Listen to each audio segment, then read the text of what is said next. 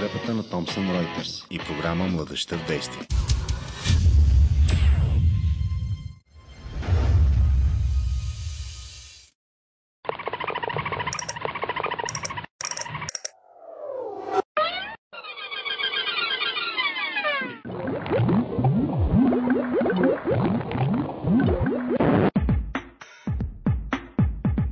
Tasmai Shri Gurave Namaha Guru Brahma Guru Vishnu Guru Devo Maheshwara Guru Sakshat Parabrahma Tasmai Shri Gurave Namaha Seshetva Nyamo Bhavet Seshetva Nyamo Bhavet Tushnim Bhava Nidarshane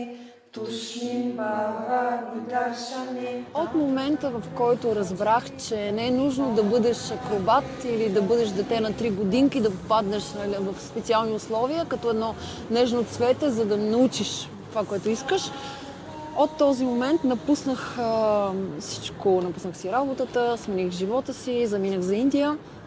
Знаете ли, няма ден или час, в който да съм съжалявала за това. Никога не съм съжалявала за това. 1, 2, ти не как. 3, отлеп, 5, 6, 7, 8, нагоре, 1, 2, 3, 5, 6, 7, та, та, те, юм, та, те, юм, та, та, тора, со, те, та, те, та, те, та,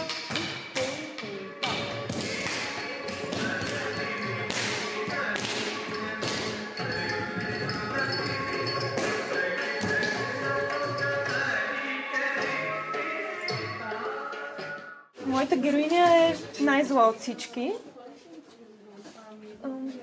Ето, може да видите къде ми хванеш. Да. Тя е олицетворение на самото зло. И жадува за мъст, убийства, отмъщение, такива неща. Тази вечер е дипломният ми спектакъл по актьорско майсторство. Вълшебната флейта от Волфганг Амадеус Моцарт. Аз съм в ролята на царица на нощта. И сега ме гримират и ме оправят, и ми слагат перука и не съм притеснена, но много се вълнувам. Перспективата за професионална реализация на завършващия оперен певец в България със сигурност не е много розова, защото трябва много да се търси, да се ходи на прослушвания, конкурси, такива неща. И трябва да, разбира се, да имаш и малко късмет. Със сигурност не става така, че завършваш и веднага те назначават в операта или ти дават роля. Със сигурност борбата е много жестока, конкуренцията също и все повече се дига световното ниво, съответно и в България нивото доста се покачва. Мечтата ми е да изляза извън пределите на България, да съм част от световното изкуство и сигурно ще се опитам да положа всички усилия, за да успея.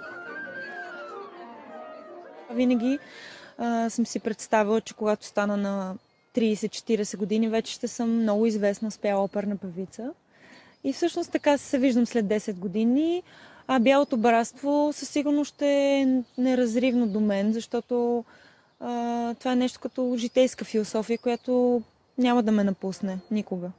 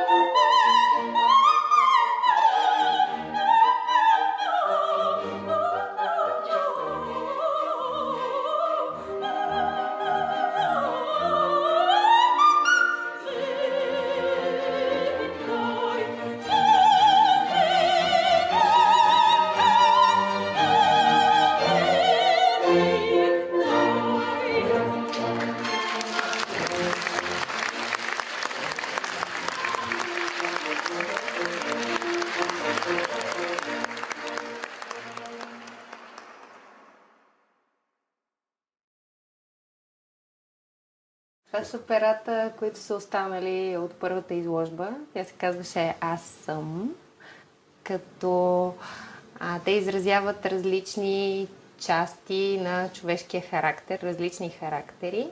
Самия символ на перото, на бялото перо, е този духовен стремеж в човека, който го кара да търси, да продължава да се развива, да търси смисъла на нещата, да се чувства жив, да еволюира, да се променя. Това се казва просветление. Аз не искам чак толкова много да го обяснявам, защото е хубаво човек, като трябва да една дума да я облече в перо и сам на него му идват идеи по някакъв начин. Има едно нещо, което е по-бяло вътре в самото перо. Това, че е обърнато наобратно, защото, нали, трънлив път и така нататък. Всичките тия неща ги има, но човек някой може да си го интерпретира по друг начин. Не е нужно да бъде въобще с името, което аз съм избрала. Просто на мене ми е дошло така и така съм го усетила. Ето го. Това е едно, разбира се, от любимите ми. Те са много.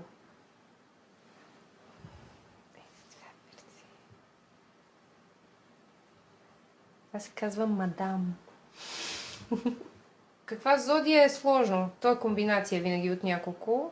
Тук има Скорпион при всички положения. Ето тук има майка с детенце, което съм го рисувала, но го няма в момента. Това е много прекрасно нещо. Не знам дали ще се види. Ето го. Бебето. Това е от някакъв наперен папагал перо. Изкуството е нещо, което независимо дали се прави като хоби, дали човек посещава някакви културни мероприятия, или изкуството е нещо, което храни душата на човек, защото е живо и му пречи да се травмира.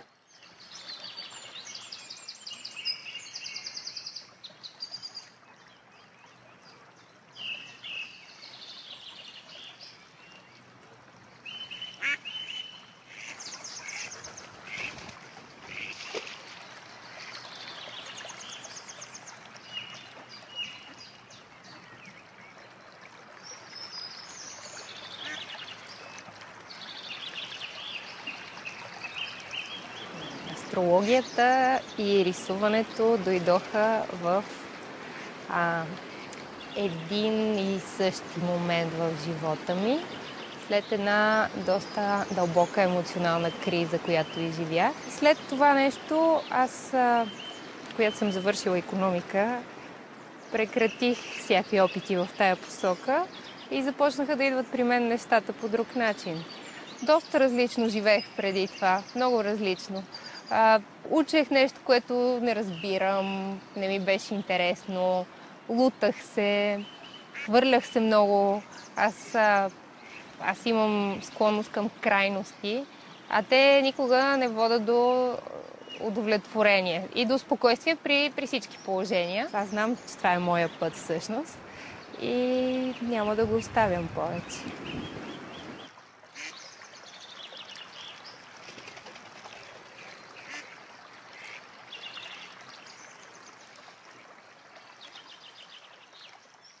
Ведите, както и всички древни книги на знанието, са написани на много тежък и сложен език, който не е достъпен за всеки човек. И в един момент мъдреците се затюхкали, се примолили на боговете да направят нещо така, че да намалят страданията на обикновените хора, така че да могат всички хора да се докоснат по някакъв начин до знанието и да се усъвършенстват. И тогава Бог Брама лично продиктувал Натя Шастра, която се нарича още Петата Веда. По този начин естествено се получава един универсален език, който говори от сърце на сърце, без да минава през сложните философски концепции. И този начин е изкуството. За всеки е ясно, че това е един универсален език, който човек говори, независимо от раса, пол, образование. Това, което днес наричаме с думата танц, е било прабабата на сценичните изкуства. Сценичните изкуства въобще.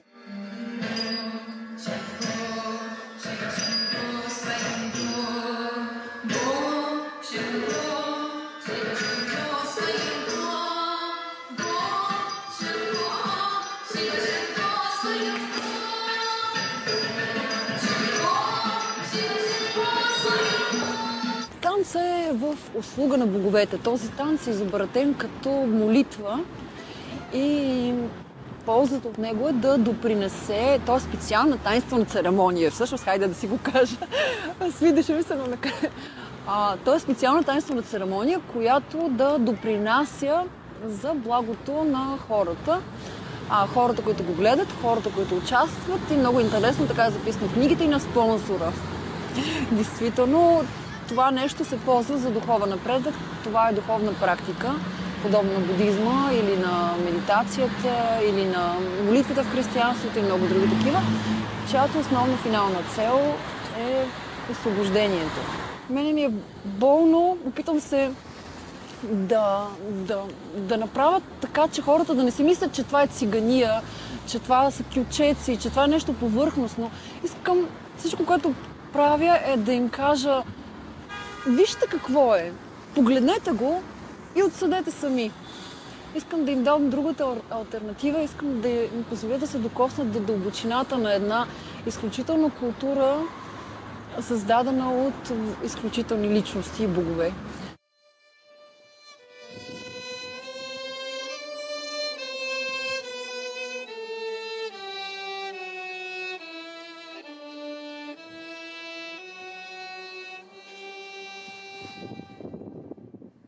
Реших да се занимавам с учението на учителя Дънов покрай майка ми. Всъщност тя от 10 години се занимава активно, чете книгите, играе паневритмия.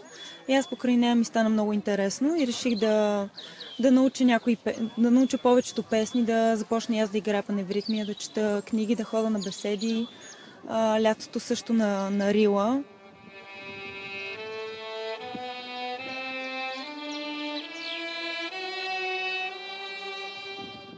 Всяка година през август цялото бяло братство, даже не само от България, от много страни, се събира на Рилските езера, където почти целият август се прекарва нещо като палатков лагер, където винаги се посреща изгрева сутрин, след това се четат беседи, играе се паневритмия, пеят се песни, правят се разходки в планината. Въобще е много, много зареждащо.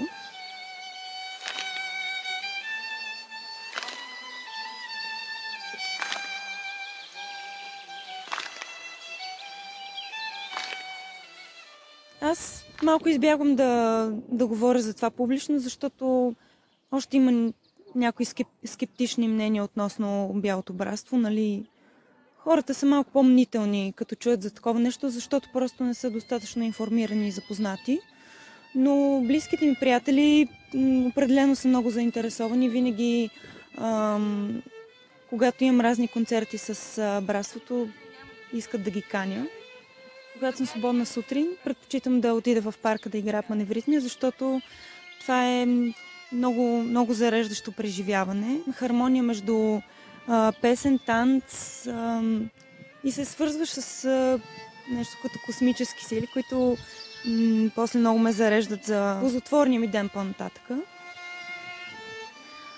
Доста неща се изписаха за 2012, за така наречения край на света, но аз вярвам, че това ще бъде един символичен край на една епоха, в която материалното, алчността, тези негативните качества на човек ще останат малко по-на заден план и на преден план ще излезе духовно извисения човек, който се стреми към уединение с природата. Хармонията в днешния свят със сигурност е нещо като химера, нещо, което едва ли може да бъде напълно постигнато, но ако всеки положи някакви минимални усилия, като това да не мисли само за себе си, да мисли положително, да се раздава за другите, без да мисли точно какво получава в замяна. Просто колкото и тривиално да звучи, да се опитаме да бъдем по-човечни един към друг, със сигурност нещата ще се променят в много по-добра посока.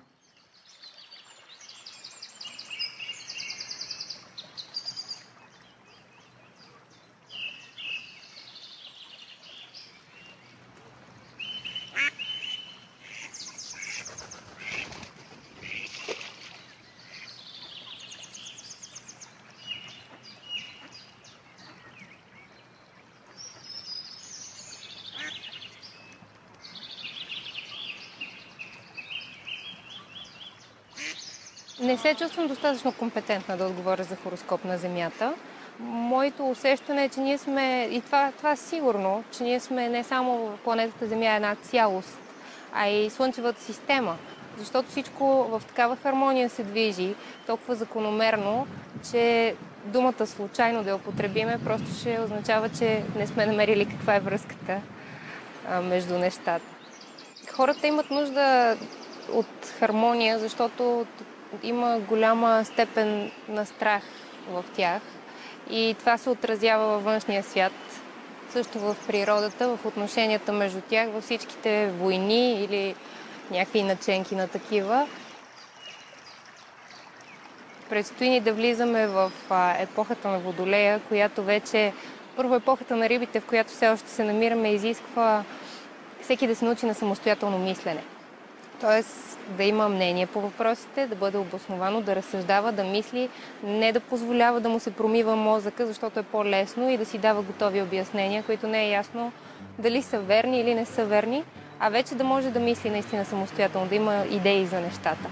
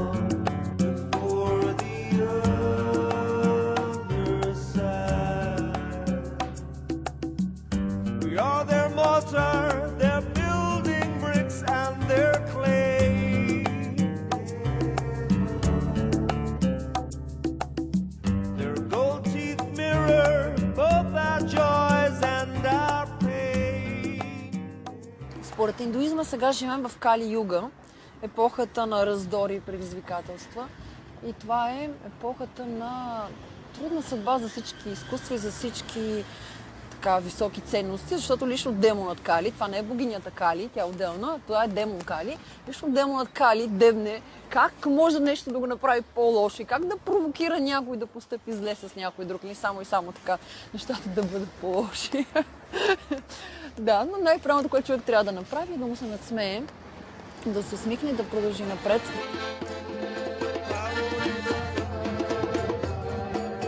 Много дълбок въпрос е как човек да живее в хармония, защото според индуизма няма само един правилен отговор, всъщност няма само един индуизъм. Има различни течения на индуизма, които дават своите решения на някакъв такъв въпрос. Може би най-добре може да се съкрати като бъди добър, прави добро.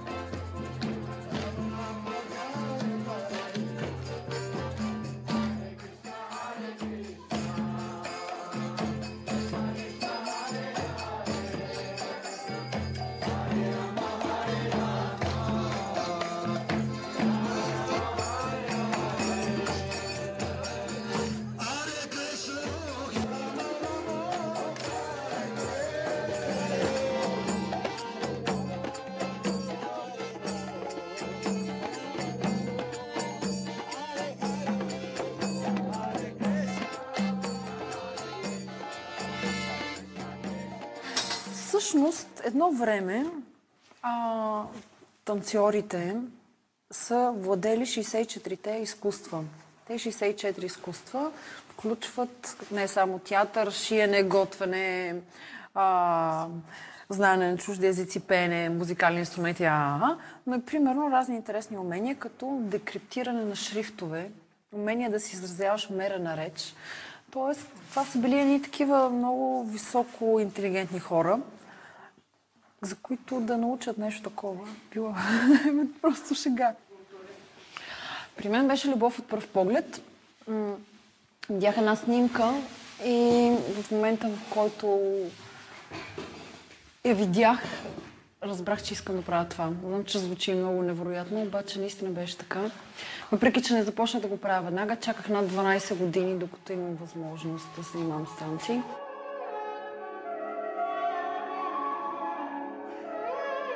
Учителя е някой, който като мен, както съм аз, знае нещо и прелива доколкото може и както може. Но дори и учители има малко. Сред учителите гуру са още по-малко. И затова като тръгнеш да ги търсиш, наистина е много трудно и се сблъскваш с всякакви форми на неприязън, на неучтивост, на какво ли не, докато намериш този, който ти харесва. Но има и такива. И моята гуру, разбира се, когато се срещнах, беше много сърцераздирателна среща. Веднага, дето се казва, запознахме. Абсолютен индийски сериал, филм. Прегръдки, тя плача, аз плача. Много беше трогателно и аз си казвам, слушай, какво? Аз искам да ми обещаеш, че в следващия живот ще ме срещнеш по-рано. А ние още не се познаваме. И тя вместо ми си смее, защото все пак това е странна реплика, не за човек, когато не познаваш. Тя просто ме прегърне и ми казва, обещавам ти.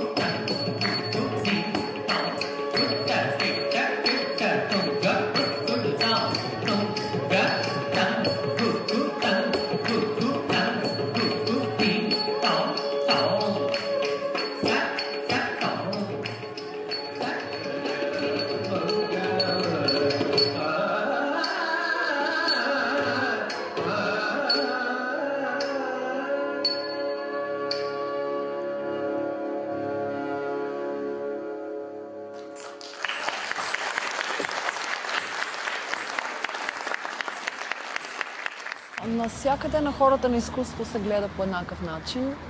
В смисъл, че времената са трудни за всички и за изкуството най-вече.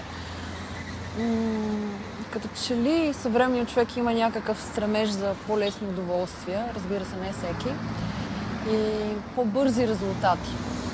Но интерес към изкуството мисля, че винаги ще има, както интерес към религията, както интерес към доброто. Защото то е един код, написан вътре в душата на всеки човек и той го зове, независимо какъв е, дали е беден или богат, дали днес е щастлив или е нещастен. Това е самия Бог в нас, който говори по този начин. Аз съм вярваща в